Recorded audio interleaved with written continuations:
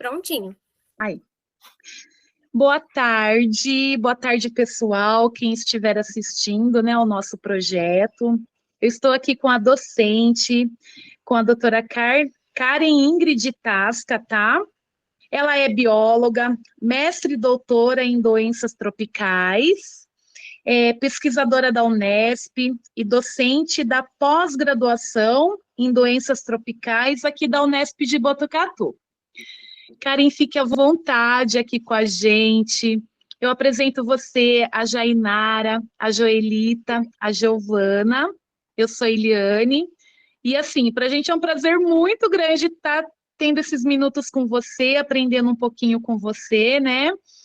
E nós temos que entregar um projeto da nossa faculdade, nós somos da UniBR e nós fazemos o curso de enfermagem. Aí nós estamos no quarto N, né, no quarto semestre, e a nossa professora é a Mariana Gato, né, que é a nossa professora de imune, e ela pediu para que a gente pudesse estar apresentando, né, um bate-papo, entrevistando alguém, né, para que a gente pudesse estar falando um pouquinho sobre a imunidade, e nós escolhemos o tema de anticorpos. E eu sei que você tem uma bagagem, assim, muito importante, e as meninas vão fazer algumas perguntas para você, e fica à vontade aqui com a gente, tá bom? Tá, joia. Obrigada, Eliane. Obrigada, meninas, aí pelo convite. Agradeço também a professora de vocês, que é uma super professora. Então, eu estou aberta às questões aqui. O que vocês precisarem, podem contar comigo aqui. Vamos bater um papo. Vamos sim. Tá certo. Então, a gente vai começar, Karen, né? Eu sou a Joelita, te agradeço pela participação. Aí, como você entende bem do assunto, né? Tá há bastante tempo nessa área, e o título que a gente pegamos foi de antígenos e patogênicos, eu queria que você me explicasse para as pessoas de uma forma bem simples, o que causa no sistema imunológico. Bom, o tema que vocês escolheram é antígeno e anticorpos, né? Então, a gente conversou um pouquinho antes aqui da nossa gravação, e que a gente falaria, então, um pouquinho sobre vacinas também, que é um tema muito importante e envolve aí, né, esses dois fatores, tanto antígeno quanto anticorpo. Então, antígeno, a gente pode imaginar que é qualquer substância que entra no nosso corpo, né, das mais diversas formas aí, desde quando a gente se machuca, ou quando a gente é vacinado, ou inala alguma substância, enfim. Então, tem várias formas aí dele entrar, né, e que é estranho para o nosso sistema imunológico. Então, o sistema imunológico percebe aquela substância e fala, ué, o que é isso daqui? Não é nosso, não é do nosso corpo, então vamos atacar. Então, o conceito de uma forma bem resumida e bem básica é essa, né? Os antígenos são essas substâncias estranhas ao nosso sistema imunológico. E os anticorpos, eles são, então, na verdade, os anticorpos eles são formados para combater esse antígeno. Mas a gente não tem só os anticorpos que combatem esse antígeno. A partir do momento que essa substância entrou, não é nem a primeira via os anticorpos para destruir, né? A produção de anticorpos, ela não vai destruir, assim, imediatamente esse patógeno. Na verdade, o sistema imunológico, ele é como se fosse uma árvore. Vamos imaginar uma árvore, né? De uma forma, assim, mais dinâmica, né? Para apresentar. Então, nós temos vários galhos nessa árvore. E um dos galhos é a resposta de linfócitos B. Essas células B é que vão produzir os anticorpos.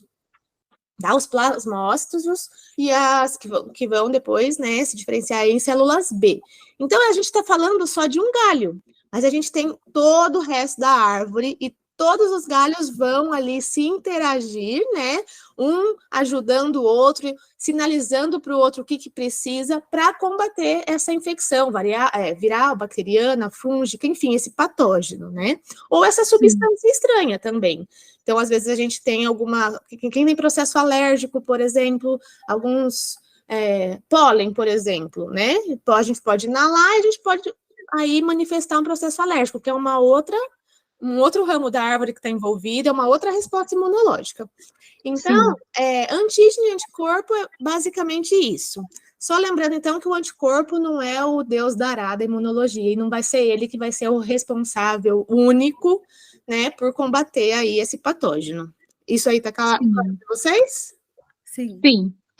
Sim, muito legal. Uhum. É que, igual você falou, né? Quando a gente começa a estudar, é um monte de coisa. E aí a gente pensa, nossa, como que tudo age junto, né? De Isso. uma certa forma, tudo age junto, ali em conjunto. Sim. Aí, falando um pouquinho assim, igual você falou sobre vacinação, Uhum. você teve à frente, né, da vacinação de Covid aqui em Botucatu, muito legal. Na hora que ele falou, a gente falou, nossa, que massa. E falando um pouco sobre vacinas, assim, o que é a vacina? Porque eu vendo um pouco de reportagens esses dias, eu vi quantas pessoas pararam, né, de tomar vacina, não só Covid, em geral. E mesmo a da Covid, muitas pessoas não quiseram tomar e não tomaram até hoje. Hoje mesmo, conversando com umas pessoas, falaram, eu não tomei, eu não vou tomar. Então, assim, para a gente entender o que são as vacinas, do que elas são formadas, como o nosso corpo reage a isso, né? Que resposta gera. Certo. Na imunologia, já que vocês estão cursando essa disciplina, nós temos basicamente 2 tipos de imunização, a passiva e a ativa. Então, a gente não vai falar sobre a passiva agora, senão a gente teria que ficar dando uma aula aqui, né, para envolver todos os conceitos. Mas a passiva, ou é a soroterapia, a gente recebe esses anticorpos de alguém, por exemplo, a questão materno-fetal, né, ou da amamentação, a mãe para o filhinho também, dessa forma, também a forma passiva. Existem essas formas de passar esses anticorpos para uma outra pessoa. Então, a gente não vai falar sobre isso, a gente vai falar sobre a imunização ativa, né? Então, a ativa, ela provém das vacinas, por isso que a gente vai comentar um pouquinho sobre elas. Então, na própria imunização ativa, a gente tem assim, dois conceitos de imunização, não é 2 conceitos, elas podem se dividir, né, de 2 formas. Uma é a ativação, na verdade, é a imunização ativa, como que chama? Natural. Porque a natural é aquela que a gente acaba desenvolvendo quando a gente tem já contato com algum patógeno. Então, a gente vai criar uma imunidade natural, vem do nosso corpo mesmo. E tem a outra, que é a artificial, que é por conta das vacinas. É alguma coisa que alguém coloca em você para você produzir uma resposta imune. Então, são 2 conceitos, né? Aí é um pouquinho diferentes, mas que fazem parte da imunização ativa. Então, natural ou artificial. Então, a natural está clara para vocês, que é quando a gente tem uma infecção, certo? Sim. Então, a gente vai falar da artificial, que é a vacinação. Na verdade, assim, o objetivo mesmo da imunização, desse tipo, né, de imunização, é induzir uma resposta imune protetora contra aquele patógeno específico, né? Então, ela vai gerar o que a gente chama de imunogenicidade, contra aquele patógeno específico. E, dessa forma, no caso da vacinação, sem patogenicidade, que é um outro termo muito bonito, assim, né, a gente falar essas palavras bonitas. Então, a gente vai ter uma imunogenicidade sem a patogenicidade, ou seja, a gente não vai desenvolver a doença. Então, a vacina, ela vai ser capaz de colocar o bichinho dentro da gente e a gente não vai ficar doente, né? E aí, isso tem alguns motivos. Por que a gente não fica doente, então?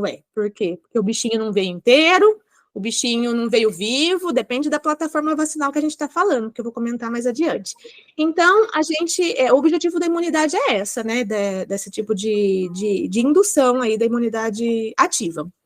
E tudo isso que eu falei para vocês tem mais um terceiro fator muito importante na vacinação, que é gerar memória imunológica. Então, você precisa gerar memória imunológica para essa vacina ser eficaz, né? E é por isso que, às vezes, é difícil você fazer vacina. Por exemplo, pro próprio vírus do HIV, a gente não tem vacina até hoje, e ele já foi descoberto há mais de 40 anos. Então, porque ele muta bastante e tudo mais, e os pesquisadores ainda não encontraram uma forma de ativar a memória imunológica duradoura, né, frente a essa troca de epítopos, né, que são os pedacinhos ali do vírus, essa mutagenicidade que ele tem enorme, né? Então, é isso. E aí, quando a vacina ela pode ter várias a forma de fabricar essa vacina, né, existem diversas formas. A gente fala plataforma vacinal. Então, são várias plataformas vacinais. Nós temos as vacinas inativadas. Vocês já ouviram falar nas inativadas? Então, a gente tem as inativadas, né? Então, tem o vírus lá, e aí, por um processo químico, ele inativa esse vírus. E aí, a partir daí, vai se iniciar o processo de desenvolvimento dessa vacina. Nós temos também aquelas vacinas atenuadas. Então, é o vírus enfraquecido. Essas também vocês já ouviram falar, em vacinas atenuadas? Já. Então, o vírus, ele é enfraquecido, né? Tem alguns casos que a vacina, como ela tem o vírus vivo, ela pode, em alguma parte da população, ser contraindicada, né? Por exemplo, as pessoas que têm HIV ou as pessoas imunossuprimidas, imunodeprimidas, tem algumas populações que elas não podem tomar alguns tipos de vacina quando se utiliza uma plataforma de vacina de vírus vivo, né? Então, tem que ter esse cuidado aí, e o Programa Nacional de Imunização, que é o nosso programa, né, o PNI aqui do Brasil, do SUS, ele já tem o calendário vacinal, né, do ano todo, e eles sabem que essa população, a gente tem que ficar um pouco mais esperto na hora de dar a vacina, que não é qualquer vacina que eles podem receber, tá? Mas esse é só um comentáriozinho aí que eu ia falar para vocês. Tem o vírus também... Pode falar. Alguém Não, coisa? acho que não. Foi um fantasma aqui que falou comigo. Eu ouvi uma voz. Ai, meu Deus. Eu ouvi também. Tá. E a gente tem também as vacinas de natureza proteica. Então, são proteínas do vírus que são ali inseridas na formulação. E nós temos também as plataformas já mais de geração mais avançada, que agora também vocês devem ter ouvido falar, que, por exemplo, a da Covid, né, que a gente tem as vacinas de RNA. Também se estudam vacinas com DNA, então, utilizando ácidos nucleicos. Então, vejam só, tem várias formas de você fazer uma vacina. As plataformas são diversas, né, para diversos tipos de doença. Então, a partir do momento que a gente recebe essa vacina, intramuscular, subcutânea, tem várias formas, né? Estão desenvolvendo agora algumas que são de spray nasal, que vai ser bem legal, né? Quando der certo. Olha. Então, nossa, ninguém vê a hora, nem as crianças, né? As crianças falam, pelo amor de Deus, a minha filha fala, mãe do céu, por que não inventaram isso antes e tá demorando, né? Que legal. Então, quando a gente consegue... Até aqui tá tudo certo? Tá. Vocês estão compreendendo? Sim.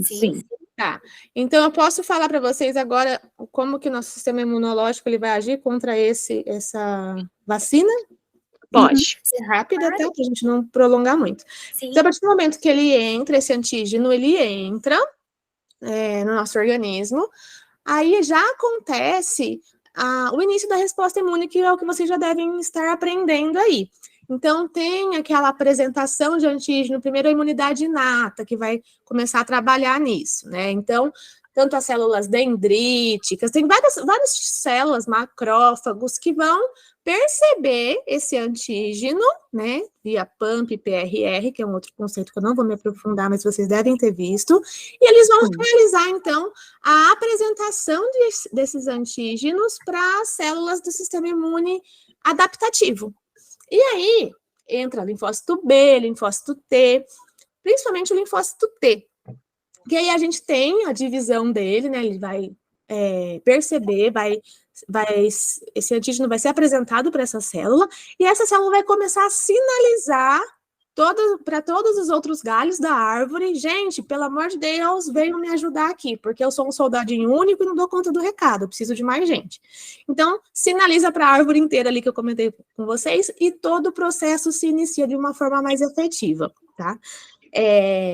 Só lembrando, assim, que a gente tem os linfócitos T, CD4 e TCD8, principalmente, né? As moléculas CD4 ou as moléculas CD8 na superfície dessa célula T. Quando é CD4, a gente chama de T auxiliar, ou T helper, que é um tipo de resposta, né, que vai produzir citocinas e outras substâncias ali para conter a infecção. E a gente tem também o linfócito TCD8, que é o citotóxico. E é ele que vai matar, por exemplo, as células que estão com esses bichinhos ali dentro, tá? Então, a gente tem o principal, né, e de uma forma super, ultra, mega blaster resumida, é esse o caminho. E todo mundo começa a trabalhar junto ali para eliminar a infecção. Seja de verdade ou de mentira. A de mentira, a gente está falando da vacinação, tá? Então, como são pedacinhos de vírus ou vírus atenuado, enfim, a gente não fica doente, mas nossa resposta imune trabalha. E nesse trabalho todo, no final, ela consegue gerar uma resposta de memória. Essa memória é muito importante. Por quê? Porque a gente tem a resposta imune primária, que é essa que acabou de acontecer, e a secundária, que é a reexposição. Só que essa reexposição pode ser do antígeno de verdade, né? Então, a gente é vacinado contra a Covid, a gente está com anticorpos, não só anticorpos, mas várias... a resposta imunicelular, porque anticorpos é um mural. A resposta imunicelular de linfócitos T também está ali ativa, em especial a de memória. Então, se a gente pega a Covid agora, que a gente está vacinado, a gente já está com o sistema imunológico preparado para bater nele. Diferente de uma resposta primária, que ela é mais lenta, até produzir anticorpo, até ativar todo quanto é galho daquela árvore, vai um tempo. Agora, se a gente tem tudo já ativado e preparado, entrou o antígeno, já era. A gente já está com uma resposta muito mais rápida, eficaz, né? Já está preparado. Já, é rápido, é eficaz, é duradouro, frente a outras reexposições que a gente pode ter. Então, é muito importante, a vacinação é muito importante, a gente não tem que ter dúvida nenhuma e nem ficar com medo, porque todos esses processos para fabricar a vacina, eles são feitos de forma muito cuidadosa, tem a parte... as burocracias, né, a parte de regulamentar toda a vacina, tem a Anvisa envolvida, esses estudos clínicos que existem para poder disponibilizar a vacina, eles são muito criteriosos, rígidos, então são várias fases que são necessárias e são realizadas para poder comercializar uma vacina, e ela só pode ser comercializada se for provado que ela é segura e efetiva, ou eficaz, né? Eficácia é uma coisa, efetividade é outra, tá? Então, esse é um outro termo também que é legal a gente discutir rapidamente, porque eficácia, qual que é a eficácia da vacina? Tal. A gente vai ver lá os estudos clínicos que são controlados, é aquela população que a gente pega, estuda aqui e dá a resposta. Então, isso é a eficácia da vacina para essa população de estudo clínico. Efetividade é quando a gente já dá para a população, é no mundo real, não tem esse controle, não é um estudo clínico controlado. É, por exemplo, o que aconteceu aqui em Botucatu. Então, no nosso estudo lá, que eu fui coordenadora, né, da vacinação em massa, o que aconteceu? Todo mundo foi vacinado, e mais de 80 mil habitantes, né, num único dia, inclusive. Então, a gente acompanhou esses indivíduos para ver os eventos adversos, né? Se tinha, se não tinha, e a gente calculou a taxa de efetividade, porque é mundo real que a gente fala, a gente não tem um controle, a gente tem um grupinho ali definido para a gente acompanhar. Então, eficácia e efetividade, são dois conceitos diferentes, tá? Vacinação. Então, é muito, muito importante a gente ter essa consciência da segurança das vacinas, e que a gente pode sim tomar sem medo. A vacina da Covid, ela foi feita de forma muito mais rápida, por quê? Porque já tinha essas plataformas vacinais montadinhas para as outras doenças. Eles só estão adaptando o antígeno. Eles tiraram uma partezinha de um tipo de doença e colocaram da Covid e testaram. Então, eles pularam algumas fases iniciais, ou isso foi um pouco mais rápido, porque eles aproveitaram as plataformas virais já existentes. Não começou do 0 absoluto. Então, por isso ela foi mais rápida. Não é porque, né, cada um tem a sua teoria doida aí para achar que isso é perigoso. E não é, ela é muito segura, né? Então, é só deixar claro isso, que a gente pode continuar alertando a população dessa importância. A Jainara, né, que comentou que está caindo bastante o número aí de vacinados para todas as doenças, e é verdade, algumas doenças, elas estão a gente já está em alerta, porque algumas podem voltar, que nem existem mais por conta da vacinação, elas podem voltar. E a população ficou assim, acho que depois da Covid, né? Não sei o que aconteceu, antes estava um pouco melhor. É né? verdade. Karen, eu acredito que também, que eu já ouvi falar muito, é reação. Então, quando alguém toma uma vacina, tem aquela reação. E as pessoas ficam, né? Poxa vida, eu fiquei pior com a vacina, né? E o que acontece no nosso corpo? Por que nós temos essa reação? A gente tem essa reação porque o nosso sistema imunológico não sabe que é um vírus de mentira que está ali. Ou um vírus inativado, ou um pedaço dele, ele não sabe. Se ele soubesse, não ia fazer nada. Vocês estão me sacaneando, que isso aqui não é de verdade, eu não vou fazer nada, não. Não, a gente tem que mimetizar uma infecção de verdade, ele tem que acreditar nisso, nosso sistema imunológico fala, não, é verdade, é a gente que engana ele, porque a gente quer que ele trabalhe pra gente. Então, esse tipo de reação é comum, é esperado, é o nosso sistema imunológico trabalhando, né, todos esses galhos trabalhando para a gente ter esse preparo, né, ficar preparado para uma próxima infecção. E esses eventos adversos, eles são muito mais leves do que a própria infecção. Verdade. Então, você prefere ficar ruim, né, sentindo algumas coisas aí, febre, calafrio, enfim, com o braço doendo, 1 dia, 2, e ter certeza que você não vai morrer disso, porque é mentira o vírus, como eu falei, né, de mentira é uma forma bem boba de falar, mas é para o pessoal mais leigo entender, né. Ou você prefere se arriscar, e se eu não pegar nunca? Boa sorte, vai jogar na loteria também, vai que você acerta, né? Então, a gente tem que ter essa consciência, que é muito mais brando o sintoma de uma reação adversa de uma vacina que é super rápida e leve, do que da infecção propriamente dita, né? E outra coisa também, algumas pessoas na pandemia, elas falavam, porque miocardite, vocês lembram dessa história? Sim. Todo mundo estava tendo um piripaque no coração porque tomava vacina. Sim, E isso também não é verdade. Vários estudos provaram que não é. Existem casos? Existem, infelizmente, mas são extremamente raros.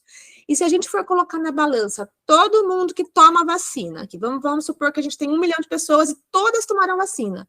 Nesse 1 milhão de pessoas, se tiver, vai ter 1, 2 casos. Agora, esse mesmo 1 milhão de pessoas sem tomar vacina, a gente vai ver, provavelmente, uns 30% de pessoas com caso de miocardite. Porque o vírus também faz isso. A vacina faz bem menos, entende? E é muito, muito, muito raro isso acontecer. E, às vezes, ainda também depende de algumas coisas genéticas, né? Alguns fatores genéticos do hospedeiro, enfim, tem uma série de coisas aí para a gente complementar. Mas a gente tem que ter essa ideia que se expor ao vírus, o risco de miocardites e outros eventos é muito maior, muito mais sério, né, do que esses da vacina. Então, é mais uma coisa para a gente poder alertar a população e deixar eles tranquilos, que a vacina realmente é segura, né, perto da infecção, então nem se fale. Aproveitando o gancho dali rapidinho, porque muita gente, falando da vacina da gripe, muita gente fala assim, eu não tomo a vacina porque eu tomo a vacina da gripe, eu fico gripado. E não é assim, né? Você pode explicar um pouquinho o que acontece, que a pessoa fala, eu tomo a vacina e fico gripado, eu não vou tomar. Isso é muito legal, porque todo mundo fala, não vou tomar vacina da gripe direto, né? Porque às vezes eu pego uma gripe até pior, Deus o livre, não vou tomar. Mas é uma coisa assim muito básica. A vacina da gripe, ela protege contra 3 cepas da influenza. Só. Então, vamos falar de resfriados comuns que a gente tem, assim, qualquer tipo de atim que a gente faz. Isso aí pode vir de 200 a 300 vírus. Tem 200 a 300 vírus espalhados, né, no nosso dia a dia. Rinovírus, vírus sincial respiratório, todos esses causam esse mesmo mal-estar que a gente chama de gripe, né? Tô com gripe. Na verdade, gripe é o termo correto médico para uma infecção com influenza.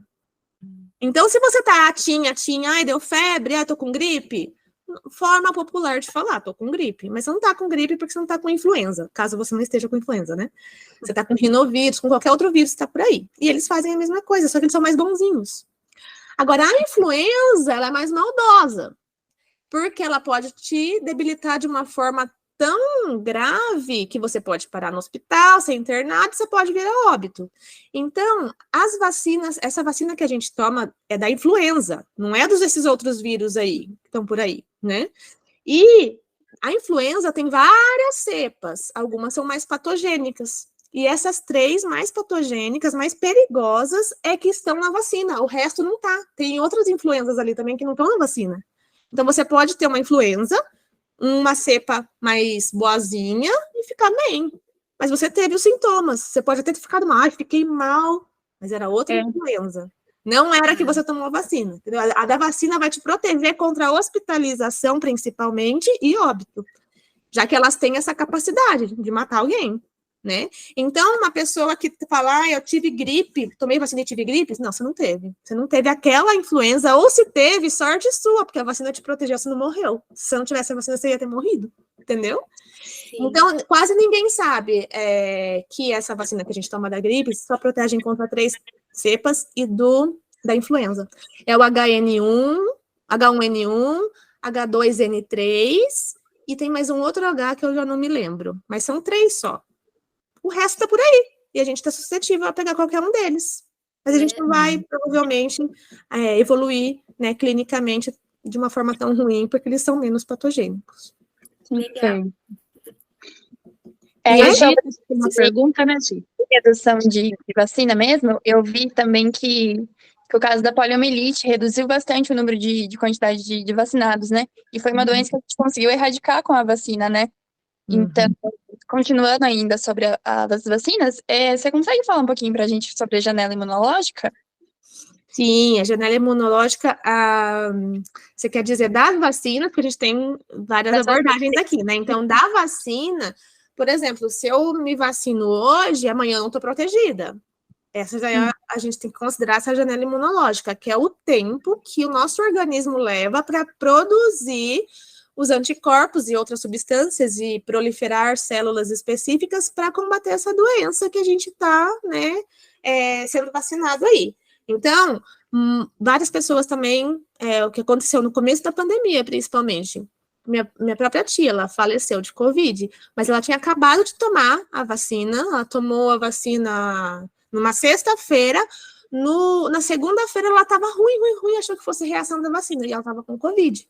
Então, ela pegou provavelmente ali junto com o período da vacina e não deu tempo da vacina fazer tudo que ela precisava fazer dentro do organismo, né, para poder combater essa infecção, entendeu? Então, a gente tem que esperar um pouquinho, essa é a janela imunológica, é o tempo que leva para o nosso sistema imunológico estar, de fato, preparado. Ou, então, já com produção de anticorpos, né, e tudo mais. Então, isso a gente tem que ficar esperto, né? Às vezes a gente fala, eu vou viajar, então eu vou tomar uma vacina aqui um dia antes, porque lá naquele país tem, né, tem perigo, vamos supor, né? Não adianta você vacinar hoje e viajar amanhã. Não. Né? Então, em relação à vacina, é isso. Agora, não sei se vocês querem que eu comente sobre a janela imunológica do HIV. Eu ia falar isso, aproveitando, porque, né, ali comentou que você tá à frente, né, de uma pesquisa, tal, sobre o própolis no HIV. Aí, na hora que falou, ainda eu pensei, nossa, que legal, só que você falou que não pega muito essa parte de anticorpos, isso. Mas aí seria legal falar, assim, em relação ao HIV. A pessoa teve relação sexual desprotegida. Ela já vai lá e faz o teste, ela já vai dar no exame, como que é essa janela imunológica em relação quando a gente é exposto a algum vírus assim? É que nem no carnaval, tem o carnaval, aí na semana posterior já lota o serviço, todo mundo buscando o teste de HIV, né? E isso é muito complicado, as pessoas têm que ter essa ideia dessa janela imunológica. É um conceito difícil de passar para a população geral também. E a gente tem que sempre dizer para essas pessoas, aconselhar a fazer o teste, sempre, realmente. Mas é difícil falar, vai fazer o teste, mas considera que existe janela imunológica, blá, blá, blá, blá, blá, blá. Aí já é difícil mesmo essa informação. Mas, o que é? Essa janela imunológica é o tempo, como eu disse, para o nosso sistema imunológico ter ali, reagir, né?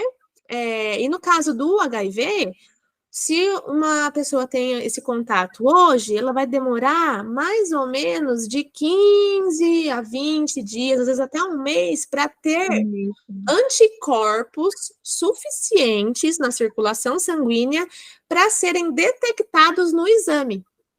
Então, essa janela imunológica, ela é mais ou menos de um mês, né? Mais ou menos porque é uma média mesmo, tá? Pode ser menos ou pode ser mais. Que o indivíduo vai se testar e vai continuar dando negativo. Ele vai lá na farmácia, compra o teste rápido, ou, né, vai no CRI, em algum lugar, no CTAs, vai fazer o teste, vai dar negativo, e a pessoa fala, ai, ufa, não peguei mesmo, graças a Deus. E vai, vida que segue. E não, você tem que repetir esse teste depois dessa janela, porque pode dar um falso negativo, que a gente chama, né? Então, por quê? Porque os níveis de anticorpos, eles não foram totalmente produzidos a ponto de serem diagnosticados nesses exames que a gente tem hoje em dia. Mas, por exemplo, eu tive um contato sexual hoje. Daqui uma semana, eu posso fazer um teste, que é o teste de PCR, é um outro exame de biologia molecular, é diferente desse sorológico, que a gente vai ver anticorpo. A gente não vai ver anticorpo nesse, a gente vai ver o antígeno. E é biologia molecular, é bem mais caro, bem mais, né, difícil o acesso. Mas aí, essa janela imunológica que a gente está falando, reduziu. Por quê? Porque a gente está investigando uma outra coisa numa outra circunstância, na verdade, né? Então, a janela imunológica a gente considera, a priori, um mês, porque a gente está falando de teste sorológico, teste de farmácia, teste que a gente faz de sangue para ver anticorpo, tá? Então, é basicamente isso. Mas é possível que o vírus seja detectado antes, utilizando essas outras técnicas laboratoriais. Mas não é o comum, não é o que acontece, não é o que tem disponível na rotina, tá? E, já que a gente falou sobre isso, para fechar esse assunto também, é importante a gente falar que se a pessoa teve uma exposição sexual, ela tem que correr para algum serviço de infectologia ou CTAs da cidade para começar a profilaxia pós-exposição, é a PEP. Então, a partir do momento que você tem uma relação desprotegida, ou você tem um acidente, no caso da enfermagem, você cutucou ali o dedo com uma agulha, ou você teve uma exposição de sangue com uma pessoa que você não conhece a procedência, você tem que iniciar em até, no máximo, 72 horas a PEP, a profilaxia pós-exposição, que é tomar o remedinho antirretroviral mesmo por um mês. E se você fizer isso nessas primeiras 72 horas, a chance de você não pegar HIV é praticamente 100%. Porque tem que obedecer essa janelinha aí de 72 horas. Passou disso, quanto mais tempo demora, pior é, né, assim, a eficácia dessa profilaxia. Então, é isso. Deu para entender certinho? Deu. Nossa, maravilha, muito legal. Ô, Karen, deixa eu só perguntar um negocinho. Por exemplo, a pessoa teve uma relação sexual com uma pessoa com HIV. Aí, essa pessoa, com certeza, né, contraiu esse vírus, né? Aí, essa pessoa que teve a relação sexual, ela tem a relação sexual com outra pessoa na outra semana. Ela já pode contaminar outra pessoa e assim vai indo? Ela pode, mas aí a gente não pode ter certeza de nada, né? Mas pode, porque depende do tempo que ela vai incubar o vírus. O vírus tem um período de incubação. Cada vírus tem seu período de incubação específico, mas as pessoas, elas são muito heterogêneas. É que nem Covid mesmo, porque é o exemplo mais básico. Tem gente que demora para apresentar sintomas, tem gente que apresenta sintomas muito mais rápido. Então, no HIV também, tem um período de incubação ali de mais ou menos uma semana, mas algumas pessoas conseguem liberar, esse vírus ele vai até o linfonodo, depois espalha sistemicamente. Isso pode acontecer de forma mais rápida em algumas pessoas do que em outras, né? Então, a pessoa realmente ela tem que tentar se proteger aí. E também, já que você fez mais uma pergunta, eu vou fazer adicionar aqui mais uma informação importante. Que quem tem HIV e toma o antirretroviral certinho, belezinha, adesão 100%, e tem a carga viral indetectável, ele não transmite o vírus. Então, esse é um conceito muito importante e relativamente novo, deve ter uns 3 anos, mais ou menos, que esses estudos, eles mostraram que eles até falam, né, a Organização Mundial da Saúde, Ministério da Saúde, enfim, vamos falar no português. I igual a I. Indetectável igual a intransmissível. Então, essa é a importância de todo mundo ter acesso à terapia antirretroviral. Todo mundo que tem HIV precisar tomar o remédio. Não é só para ele ficar bem, para ele não ter o vírus, para ele não morrer, né? Para ele ter uma longevidade melhor, uma qualidade de vida boa. Não é só pensando no indivíduo, que tá claro que isso é bom para ele, né? Mas tá pensando também no comunitário. Ele também não vai infectar outras pessoas, mesmo no sexo desprotegido. Mas a gente tem que tomar cuidado com isso, né? Para conversar sobre essa situação. Porque ele também, todo mundo que tem HIV, mesmo quem não toma, vai achar que, não, acho que eu tô indetectável, vamos aí. E não é assim, tem que ter um controle. Então, se a pessoa é indetectável mesmo, ela não transmite. E isso é um assunto muito novo e muito legal da gente discutir, principalmente em relação a preconceito e tudo mais, né? Mas aí também é uma outra discussão. É outro assunto. Nossa, muito legal. Dá vontade de ficar aqui fazendo um monte de perguntas. Muito, temas muito legais, bom. né? Não sei se as meninas têm mais alguma coisa para perguntar. Acho que é isso. É uma aula, gente. É maravilhoso. A gente agradece, viu, Karen, a disponibilidade, a Eu que atenção com a agradeço. gente. Eu que agradeço, estou à disposição. Quando vocês precisarem, é só me chamar, tá? E boa sorte no curso. Obrigada. Boa sorte aí nessa jornada de vocês, que é uma profissão muito linda. Então, torço muito para todos dessa profissão. Obrigada, Karen. Obrigada mesmo por ter atendido o nosso pedido, tá bom? Imagina. Ótima tarde para vocês, então, e espero que a gente se trombe por aí outro dia. Vamos Tá sim. joia. Obrigada, Karen. Tchau, até. Tchau.